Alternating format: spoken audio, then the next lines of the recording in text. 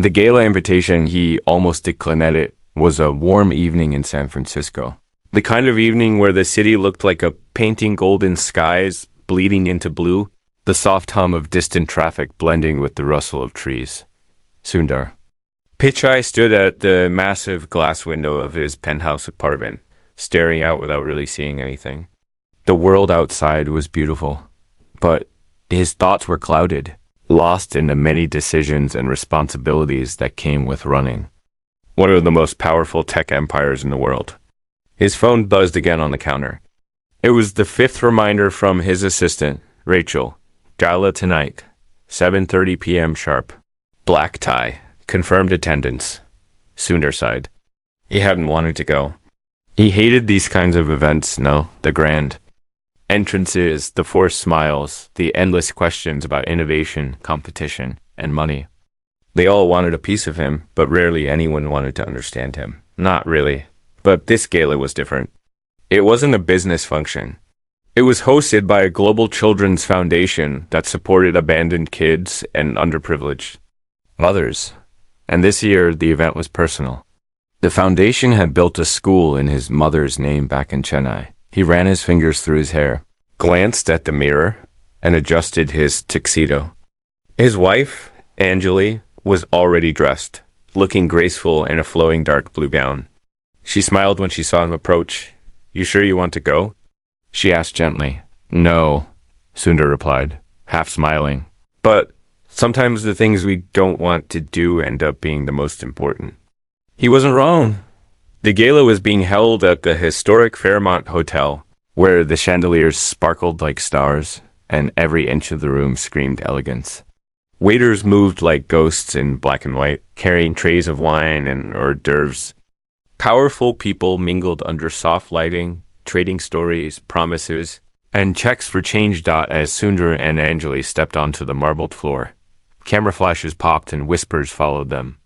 Many people recognized him, but he had learned long ago how to smile without inviting too much conversation. He shook hands, offered polite nods, and made his way through the crowd like a man moving underwater. Everything felt a little distant, until he saw her. At first, it was just a glimpse. A woman in the far corner of the room standing near the edge of the crowd. She was holding a baby, bouncing gently as if soothing the child with a quiet rhythm only a mother would know. Her back was turned to him. She wore a simple white dress, so out of place in a sea of glittering gowns, yet so striking. He couldn't see her face, but there was something painfully familiar about her posture. The shape of her shoulders, the way she held the baby. Sundar tilted his head slightly, narrowing his. It was like catching the scent of an old perfume, one that dragged memories to the surface whether you wanted them or not. "Anjali," he said softly, tapping his wife's arm. "Do you see that woman over there?" Anjali followed his gaze. "The one with the baby?" Double quotes, yeah. ... Doesn't she look like someone we used to know? Anjali squinted, and a slow frown appeared on her face. It couldn't be Maria? His heart skipped a beat. Maria. He hadn't heard that name in nearly 2 decades. Maria had been their nanny when their daughter Dia was just a baby, back when life was still simple, back before Silicon Valley knew his name, back when he and Anjali still rented a small apartment and struggled to pay bills. Maria had been more than a nanny. She had been family, loving, patient, kind, and then one day, without warning, she disappeared. No goodbye, no letter, no trace. It broke their hearts, especially Dia's. Sundar had tried to find her, even hired a private investigator once. But nothing turned up. It was as if Maria had vanished into thin air. And now, there she was. He felt the room shrink. The music, the people, the clinking glasses, it all faded into a quiet hum as he stared. The woman turned slightly, revealing her profile, and Sundar felt his breath hitch in his throat. It was her. There was no doubt about it. But what shocked him more was the baby in her arms. Not because Maria had a baby, but because the baby looked exactly like his daughter when she was born. Same round cheeks. Same almond eyes, same dimple on the left side. Even the tiny curls of hair, the shape of the nose, the expression while asleep. It was like someone had pressed rewind on time and placed baby Dia back into the world. Sundar couldn't move. His feet were glued to the ground, his chest tight with confusion, disbelief, and something he couldn't name yet, fear, maybe, or guilt. Are you okay? Anjali asked, clutching his arm. That baby ... double quotes, he whispered. Anjali, look again. That's not just Maria. Look at the baby. Anjali's eyes widened as she stared across the room, her lips parting slightly in stunned silence. The realization dawned on her too, like a cold wave crashing over warm sand. No, she breathed. No, it can't be. But what if it is? Before she could respond, Maria turned fully and locked eyes with Sundar. Her face didn't change. No smile, no shock. Just quiet recognition. Like she had been expecting this moment all along. And then, without a word, she turned and began walking away, slowly, calmly, the baby still in her arms. Sundar felt something primal rise in him. He broke away from the crowd and started walking after her. His pace quickened. The crowd parted. Maria didn't look back. Maria! He called out. She kept walking, slipping behind a curtain that led to one of the side lounges. He rushed through the curtain after her, but the hallway was empty. No sound, no footsteps. Just an eerie stillness. He looked left and right, checked the restroom, the side doors. Nothing. She was gone. Again. NJL. I caught up to him moments later, her face pale. Did she say anything? He shook his head slowly, feeling a strange chill in his bones. No, but that look. She wasn't surprised to see us. Anjali nodded slowly. And the baby ... Sundar leaned against the wall, trying to process the whirlwind of emotions swirling inside him. We need to find her, Anjali. We need to know the truth. A man in a suit suddenly approached them. He was one of the event organizers. Mr. Pichai, he said politely. We've reserved a private table for you and your wife near the stage. Would you like to follow me? Sundar looked at Anjali, who nodded. They followed the man in silence, their minds far from speeches and dinners, but when they reached the table, there was something resting on Sundar's seat. A small white envelope with no name on it. His hands trembled slightly as he picked it up and opened it. Inside was a photo, an old one. It showed baby Dia in Maria's arms, smiling. On the back, a single sentence was written in neat handwriting. Some truths never stay buried forever. Sundar stared at the words for a long moment. Then he looked at Anjali. This is just the beginning. He whispered ... and he had no idea how right he was. Asterisk, the letter behind the photo ballroom, buzzed with conversation. But for Sundar Pichai, the world had gone silent. The note in his hand was heavier than it should have been, just a sentence, scribbled in neat, careful handwriting, but it rattled him like an earthquake splitting open a quiet street. Some truths never stay buried forever. Anjali sat beside him, her hands folded tightly in her lap. She had gone pale, and there was a strange stillness in her eyes, like she was trying to process something too big, too unbelievable, and too painful all at once. They didn't eat, they didn't speak. The speeches on stage sounded like distant echoes in a tunnel, hollow and meaningless. Sundar kept looking around the room, hoping to see Maria again, hoping this was some misunderstanding, some coincidence of the universe. But she had vanished, just like all those years ago, only this time. She left behind a clue ... as the gala wound down. Sundar made a quiet call to his head of security. Her name is Maria Sanchez. She used to work for us 8 years ago. I want every piece of information available, phone numbers, addresses, employment records, and I want it discreet. He ended the call and looked at Anjali, who hadn't said a word since they left the ballroom. We need to talk, he said gently. At home.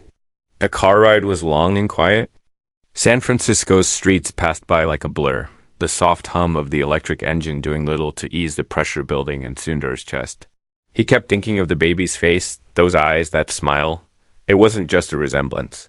It was too perfect, like someone had taken a photograph of Dia as a baby and brought it to life again.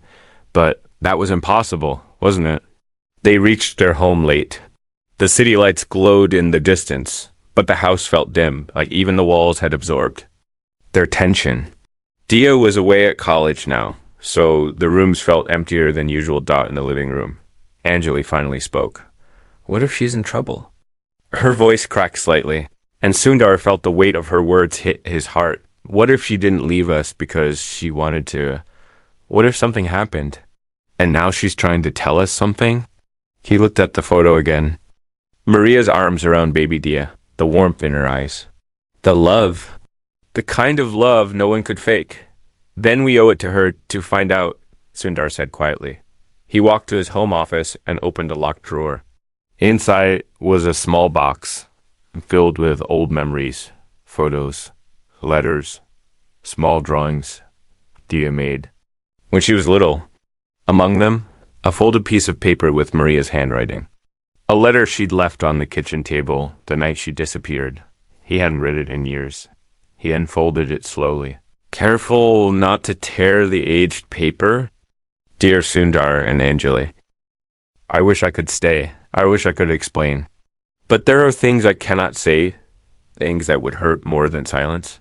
Please forgive me, and please tell Dia that she will always be a part of my heart. She saved me in ways you may never. No, I love her. I love all of you. With love, Marianne stood behind him, reading over his shoulder. She was scared. She whispered. You can see it in her words. What could she have been hiding? Sundar asked. What was she running from? They sat in silence for a long time. Outside, the wind rustled through the trees, and somewhere in the distance, a siren wailed. The city went on living, unaware that two people inside a quiet mansion were questioning everything they thought they knew about their past. That night, Sundar couldn't sleep. He kept tossing and turning, haunted by Maria's eyes, the baby's face, and that message. Some truths never stay buried forever. He got up at 3 a.m. and opened his laptop. He began searching every public record he could find. He didn't wait for his security team. He needed answers now. He searched for Maria Sanchez in every database, hospital, records, housing permits, nonprofit organizations. After an hour of digging, something caught his eye. A small article from a local paper in Santa Rosa. It was a piece on a community shelter for women and children. The article was 3 years old. It had a picture. Standing in the background, barely noticeable, was Maria. Older, thinner, but unmistakably she was listed as a volunteer under a different name. Maria Lauren. Sundar stared at the photo. His heart racing. Anjali, he whispered, running back to the bedroom. I found her. Or at least I found where she might be. Anjali sat up instantly. Where? Santa Rosa. A shelter.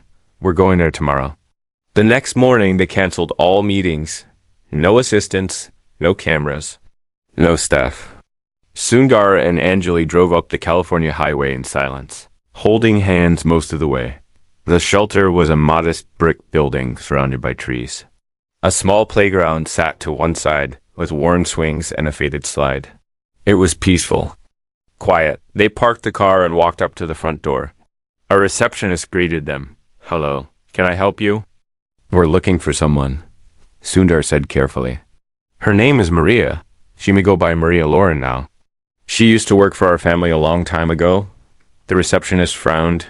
We don't usually give out information about our volunteers or residents unless Anjali stepped forward. Her voice cracked. Please. She was like family to us. She disappeared years ago. We just saw her again. We think she's trying to tell us something. The receptionist hesitated. Then she looked toward the hallway. Hold on a moment. A few minutes passed. Sundar's heart thumped against his ribs like a drum. Then a woman appeared in the hallway. It wasn't Maria. It was another volunteer, older, kind-eyed. You're looking for Maria? She asked gently. They both nodded. The woman sighed. Maria doesn't work here anymore. She left about 2 years ago, but she used to talk about you. Sundar leaned in. Did she mention us by name? She called you her angels. Said she had to leave to protect you. Said if you ever came looking, to give you this. The woman handed Sundar a small envelope. His hands trembled as he opened it. Inside was a letter. Dear Sundar and Anjali, you're reading this, then you found me. Or at least a piece of me. I've watched from a distance all these years. I never stopped caring, but I had to disappear for a reason. There's something you never knew, something about the past. That's going to change everything you thought was true. Asterisk, asterisk, please don't be angry. Please remember the love. I'll be waiting at the place where Dia took her first steps. Sunday, 4 p.m. Asterisk, asterisk, Maria and Yali, Jasp. Sundar felt his chest tighten. Her first steps, Golden Gate Park? Anjali whispered. By the carousel. We took her there every weekend? Sundar stared at the letter. Whatever truth Maria had hidden for almost 2 decades, whatever reason she had for vanishing, she was finally ready to reveal it, but he wasn't ready for what he'd find, because the truth was more than just a... secret dot. It was a storm dot, and the eye of it was that baby girl who looked just like his daughter. Asterisk, Golden Gate Park. 4 Punday came with the kind of slow-moving sky that made you feel like time had decided to stretch itself out. Clouds hovered above San Francisco like watchful sentinels. Neither dark nor bright, just still. The city moved underneath them, unaware of the quiet storm unfolding in Sundar Pichai's chest. Every tick of the clock was like a knock on the door of his past, louder, heavier, asking to be answered. He sat on the edge of his bed, dressed in a soft gray sweater and dark jeans, staring at the worn photo Maria had left at the gala. Baby Dia in her arms, both of them smiling like the world was whole. It was hard to look at, not because of the image itself, but because of what it now represented. A question that wouldn't let go of him. Was that baby he saw at the gala no, it couldn't be. It made no sense. And yet, and NJL, I walked into the room, tying the sash of her coat. She didn't say much. They hadn't spoken much at all over the last day. Not because of distance, but because some silences weren't cold. They were sacred. They were the kind that wrapped around you like a blanket while you tried to make sense of the world. Are you ready? She asked quietly. Sundar nodded. He grabbed the letter Maria had left at the shelter and folded it into his pocket.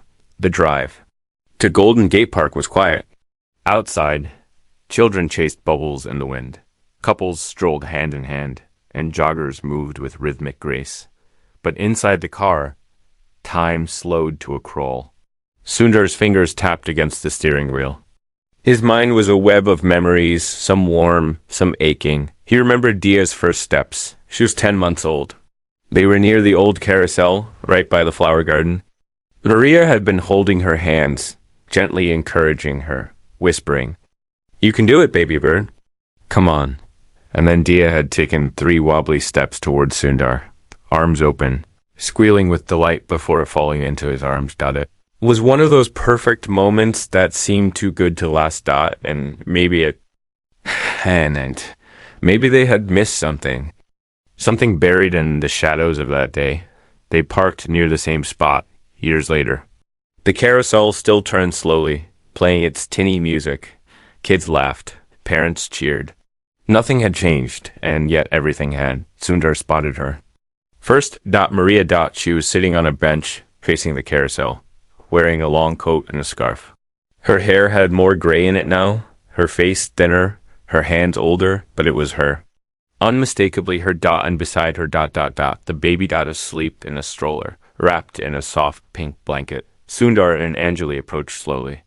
Maria looked up, and for a moment, the world held its breath. Her eyes glistened, but no tears fell. "Hello," she said softly. Sundar's voice caught in his throat. It was Anjali who spoke first. Double quotes Maria. It's really you. Maria stood. She looked at both of them, then embraced Anjali. It wasn't warm or distant. It was trembling, full of everything they hadn't said for 18 years. Then she stepped back and looked at Sundar. "You look tired," she said gently. He chuckled dryly. "I am." They all sat. The carousel turned behind them. Double quotes. "I thought you were gone," Anjali said. "We tried to find you. We didn't understand why you left." Maria nodded. "I know, and I'm sorry. I really am. I never stopped loving Dia, or either of you. But I had to go. Why? Sundar asked. You said it was to protect us? From what? Maria looked at the stroller, then back at them. I didn't know how to say this, she began. And I still don't, but you deserve the truth. Sundar leaned forward. Heart pounding. Maria took a deep breath. When I worked for you, I was in a difficult place.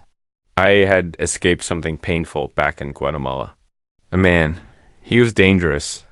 I came to the U.S. under a different name. I lived quietly. When I found the job with your family, it was the first time in years I felt safe. Really safe. Anjali reached out and gently touched her hand. We never judged you. We trusted you with our daughter. Maria smiled weakly, and I loved her like she was my own.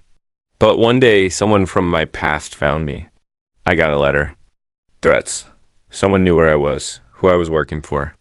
They said if I didn't leave, they'd hurt you. All of you. I couldn't take that chance. So, I ran. Again. Sundar's voice was raw. But why now? Why come back now? Maria looked at the baby. Because this child changed everything. Anjali's eyes widened. Is she ... Yours? Maria nodded. Yes, she's my granddaughter. They both froze. Wait, Sundar said. Your granddaughter? Maria's lips trembled. My daughter ... Her name was Isabel. You never knew about her. She was born just before I came to work for you. I had placed her in foster care when things got dangerous. I thought it would be safer. I wanted to go back for her, but the system moved too fast. I lost her. She was adopted by a couple in Texas. I never saw her again. Tears formed in her eyes now. 5 years ago, she found me. She had questions. She wanted to know who I was. And then 2 years ago, she gave birth to this little girl, Sophia. Anjali blinked back tears. She looks exactly like Dia when she was a baby. Maria nodded slowly. I know. I saw it the moment I held her. It shook me to my core. I thought maybe I was imagining it. But then I saw a photo of Dia online, and I knew I had to find you. Sundar was still trying to wrap his mind around it all. But why give us that note at the gala? Maria looked down. Because Isabel died last year.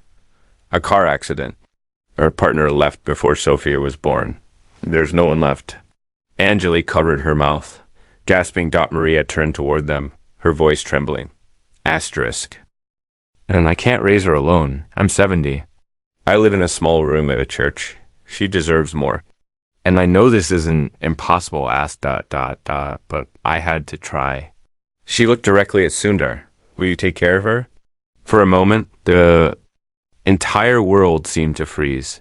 Sundar's breath caught in his chest. He looked at Sophia, still sleeping peacefully, unaware that the course of her life hung in the balance. He looked at Anjali, who had tears streaming silently down her cheeks. Then he looked at Maria. Are you saying... He began, his voice low. You want us to adopt her? Maria nodded. No court would fight you. You have the means, the heart. And she's already a part of your family in a way I can't explain. Blood or not, she belongs with love. The weight of her words hung heavy in the air. Sundar stood slowly and walked to the stroller. He knelt beside it, looking at the baby girl. Her tiny fingers twitched in her sleep. She looked so peaceful, and in that moment, he remembered something. Dia had once said when she was 10. Daddy, if you find someone who looks like me but is all alone, promise you'll love them too. He hadn't thought of it in years. He reached out and gently touched Sophia's hand. It wrapped around his finger. Tight. Trusting. He looked up at Maria. I can't promise the world, he said, voice cracking. But I can promise love. Maria closed her eyes and wept softly. Anjali walked over, knelt beside him, and wrapped her arms around both Sundar and the stroller. The three of them sat like that, surrounded by the sound of carousel music and the laughter of children carrying a baby who didn't know it yet, but had just been given a second chance at family. But as Sundar looked up again, something caught his eye. Across the park, a man in a long coat stood by the trees, watching them. And Then, just as suddenly, he turned and walked away. And Sundar knew, deep in his gut, this story was far from over. Asterisk, the man under the tree, the man by the tree, had vanished as quickly as he appeared. But Sundar's mind couldn't let go of the image.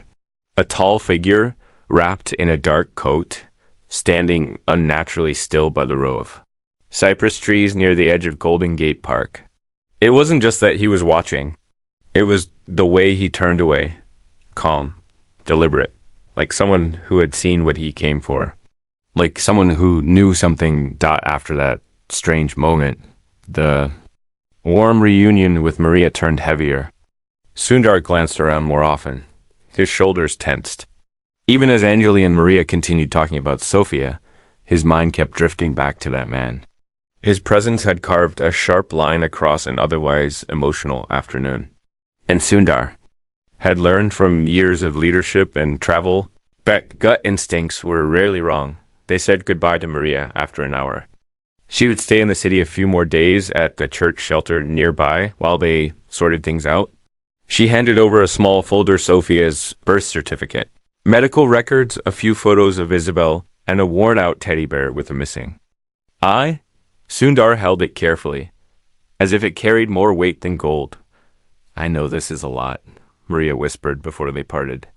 But thank you, for listening, for not walking away. Angela hugged her again. You were family once. Maybe you still are. As they drove home, Sophia asleep in the back seat, Sundar couldn't stop checking the rearview mirror. Each car that followed too long felt suspicious. Every red light made him glance sideways.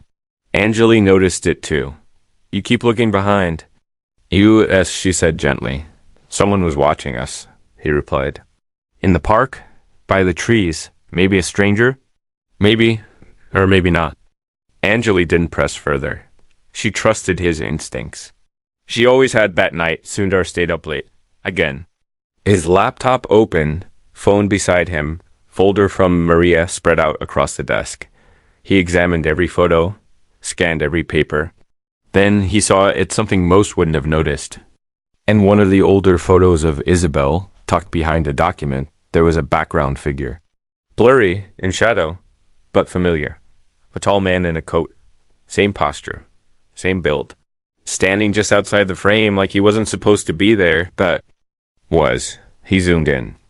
The face was half obscured, but a scar ran down the left side of his cheek. Long. Distinct. He pulled out his phone and dialed his head of security. I need surveillance footage from Golden Gate Park today. Every feed within a 2-block radius. Also, run facial recognition on a man with a vertical scar on his left cheek. Use the city database and anything you can get from our private contractors. Don't delay. He hung up and leaned back. Someone was circling them, and he had a sinking feeling it was tied to Maria's past. The next morning, things escalated. When Sundar came down to breakfast, he noticed a plain white envelope on the doorstep. And no name, no postage. Just like the one at the gala. Inside was a photo. Sophia taken just yesterday in the park. But the angle. The framing. It wasn't from someone passing by. It was intentional. Focused. Someone had been watching them very closely. On the back of the photo, 2 words were written in thick black ink. Walk away. Sundar felt his throat tighten. Anjali stepped beside him, and when she saw the photo, she gasped and instinctively checked the baby monitor. Sophia was still upstairs, safe. Asleep. But the message was clear. This wasn't just about Maria anymore. Someone didn't want them involved. He called Maria immediately. She picked up on the second ring. Did someone follow you yesterday? He asked. There was silence on the other end. Then a soft intake of breath. Yes, she whispered. He's back. Who is he? Maria's voice cracked. His name is Giulio. He's Isabel's father. The man I ran from. The one who threatened you years ago. Sundar felt Pierre leave the room. I thought he was gone, Maria continued. I really did. But when Isabel found me, she told me he had resurfaced, looking for her, for Sophia. He thinks the baby could be his way to something bigger. Maybe money. Maybe revenge, I don't know. Does he know where you are? He always knows. That's why I had to hide. That's why I didn't come back to you until now. Sundar clenched his jaw. Maria, why didn't you tell us any of this before? Because I was ashamed. Because I was scared.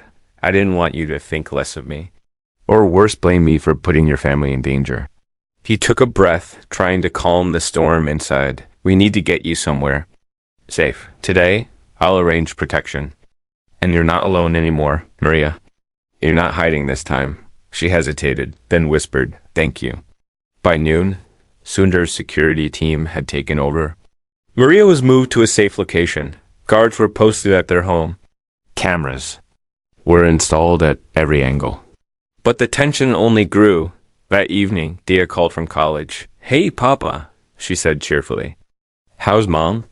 We're okay, Sundar replied, trying to keep his voice even. Are you sure? You sound ... stressed. He hesitated, then decided not to burden her yet. Not until he knew more. Just work stuff, he lied. How's your finals prep? Tiring, but I'll survive. I miss you guys. We miss you too. Could I come home next weekend? I need a break. He paused, then smiled. We'd love that. After the call, Sundar stared at Sophia again. She was playing with a wooden block, babbling softly. For a child who had been through so much already, she carried a calmness that didn't match her age. Anjali sat beside him, sipping tea. What if he comes for her? Then he'll learn he picked the wrong family, Sundar said firmly. But deep inside, he feared this wouldn't be simple. This wasn't a boardroom negotiation. This wasn't a product launch. This was personal. Raw, unpredictable. Just before bed, his phone buzzed again. A message from his security chief. Ran facial match. Suspect's name. Julio Ramos. Multiple aliases. History of violent offenses. Known for trafficking and extortion. Involved in multiple disappearances in Guatemala and Southern California. Currently believed to be operating in the Bay Area under a fake identity. Extremely dangerous. Proceed with caution. Sundar read the words twice. Julio Ramos. Wasn't just Maria's ex. He was a predator. And now he was watching their family. He walked upstairs quietly and looked into Sophia's room. She was asleep. Tiny hands curled against her cheeks. The teddy bear Maria gave her tucked beneath her chin. He leaned in and kissed her forehead gently. Then he walked out of the room and closed the door downstairs. He opened a locked drawer in his study. Inside was a phone.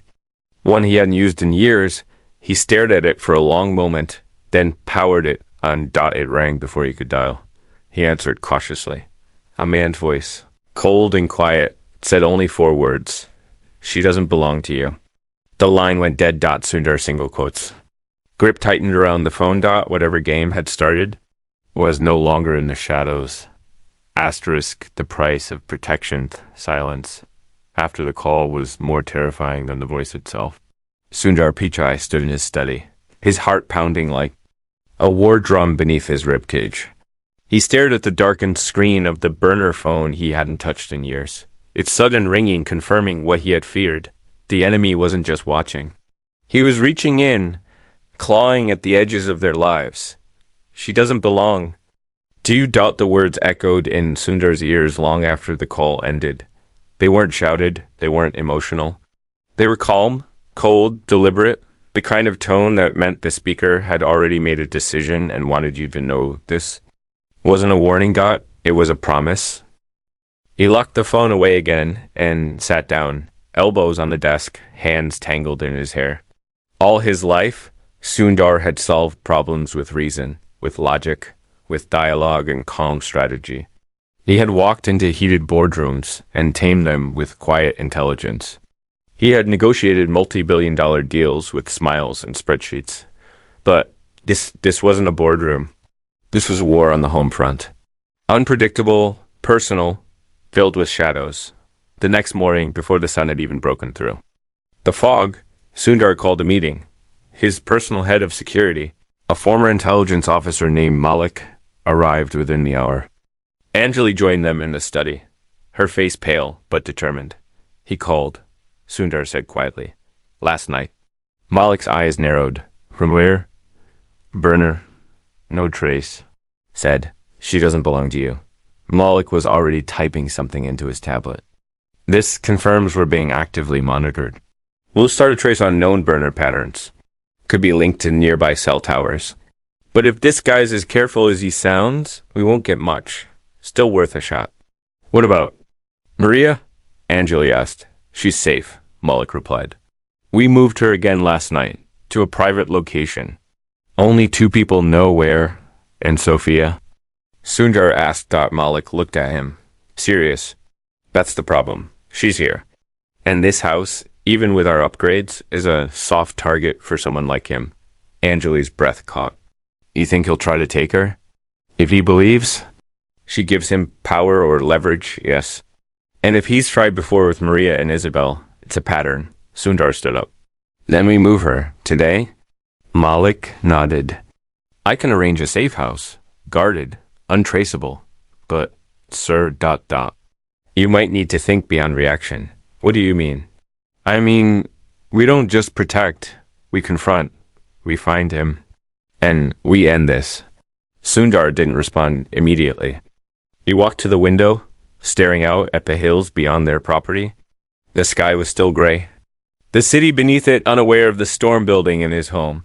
For years, he had operated with the belief that good people fought with good means, that truth and dignity were enough. But now, facing a man who had vanished from every system, who had trafficked women, hunted his own child, and now stalked Sophia, Sundar realized something painful. Some enemies didn't understand peace. They only understood pressure. Do it, he said. Find him? Asterisk. That afternoon, Sophia was moved. They didn't tell Maria where. They didn't tell Sundar's assistants or his staff. Only Malik and one trusted operative handled the transport. The safe house was located in a quiet coastal town 3 hours north, under a fake name.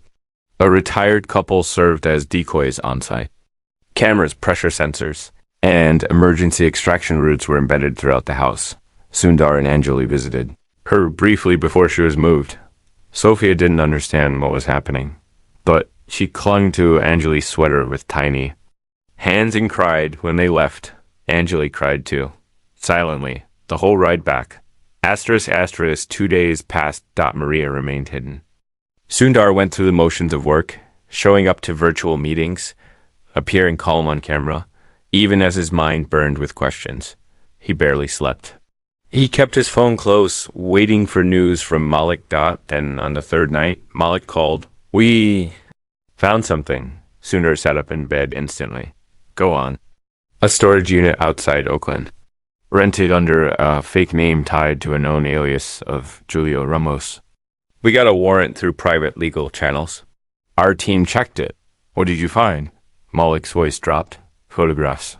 Dozens of Maria, Isabel, Sophia, some going back 10 years. Even some of you? Sundar went cold. And that's not all, Malik continued. We found a journal. Fragmented entries, written in Spanish. Talks about reclaiming what's his. Blames Maria. Talks about taking back power. About making the American family pay. Is he planning something? Yes. Malik said flatly. We believe he's preparing to abduct Sophia. He may already have a plan in place. Anjali, now awake, grabbed Sundar's hand. We have to stop him now. Malik continued. We also found a photo in the storage unit, the most recent one. It's of you, sir. Yesterday morning. Taken from across the street while you were walking in front of your house. Sundar didn't speak for a moment. He felt a chill crawl up his spine. How close is he? Too close. Asterisk, later that night, Malik's team began setting a trap. They suspected that Julio was watching from nearby. He would return to the storage unit. He would want to check the space again. They placed covert surveillance, deployed a silent alert sensor inside the unit, and stationed 2 agents in an adjacent van. Just before dawn. The sensor triggered. The man who entered the storage unit was wearing gloves, a hood, and sunglasses. He moved with calm precision. He didn't notice the silent flash of the camera capturing his face. Malik received the notification at 5:08 a.m. He called Sundar immediately. We have him. Where? Oakland. We're tracking him now. Do you want me to come? There was a pause. Yes, Malik said. You need to see this. Asterisk, an hour later, Sundar stood in an unmarked van parked near the corner of a quiet industrial district. Monitors showed grainy footage of the man leaving the unit and walking toward a black sedan. The facial recognition system ran in real time. Julio Ramos. Confirmed. He's planning something, Malik said. He's watching everyone. And from what we recovered, he's fixated on Sophia. He doesn't believe she belongs to anyone else. Not Maria. Not us. What do we do now? Malik looked at him. We stop waiting. We pull him in. Asterisk, by sunset, the trap was set. One of Malik's men, posing as a contact from Maria's past, sent a message to Julio pretending to offer information about Sophia's location in exchange for money. The meet was set for a parking garage in downtown San Francisco. Julio came. Early. He waited by a pillar, scanning the area. Then, at exactly 7:02 p.m., 3 unmarked vehicles boxed him in. Agents stormed in. There was a scuffle. A blade flashed from Julio's hand. One agent was slashed across the arm, but they got him pinned, cuffed, disarmed. As they dragged him toward the vehicle. Sundar arrived with Malik. Julio locked eyes with him. For a moment, the world froze. Those eyes weren't angry. They were something worse, empty. Like a man who had burned through every emotion except obsession. She's mine, Julio hissed in Spanish. She always was. Sundar stepped forward, voice calm but firm. You don't get to decide that, not anymore. Julio spat at the ground and smiled. We'll see. Asterisk, as they drove away, Sundar finally exhaled. Not in relief, but in awareness. This wasn't the end. There would be legal battles, hearings, investigations. But one thing was certain. Sophia was safe. For now. And tomorrow, they would begin a new chapter. But as Sundar looked at the dark horizon, he knew something else was coming. Something even Maria hadn't told him yet. Asterisk, the secret Maria never told days past. The storm had calmed on the surface, but underneath, everyone knew it wasn't truly over. Sundar Pichai sat in his study, the morning sun casting long shadows across the hardwood floor. The weight of the last week pressed against his chest. He could feel it in the quiet. In the silence that hung between sentences, even when Anjali tried to smile. Sophia was safe. Julio Ramos had been captured. Maria was in protection. But peace still felt distant. And he couldn't shake the feeling that something was still missing. He looked at the letter again. The one Maria had left when she first vanished years ago. He had read it so many times now that the ink felt like it was etched into his skin. But this morning, as he unfolded it once more, something new caught his eye. Tucked behind the crease in the envelope, hidden so neatly it had gone unnoticed, was a smaller note. Different paper, older, handwritten in a more delicate style. He opened it carefully, the corners brittle. My dearest Maria, if anything happens to me, don't let him find her. You know what he's capable. Protect her from his world. Raise her with love, with truth. And when she's ready, tell her the name. It's the only way she'll understand. Tell her about ... Elena. Sundar stared at the name, confused. He had never heard it before.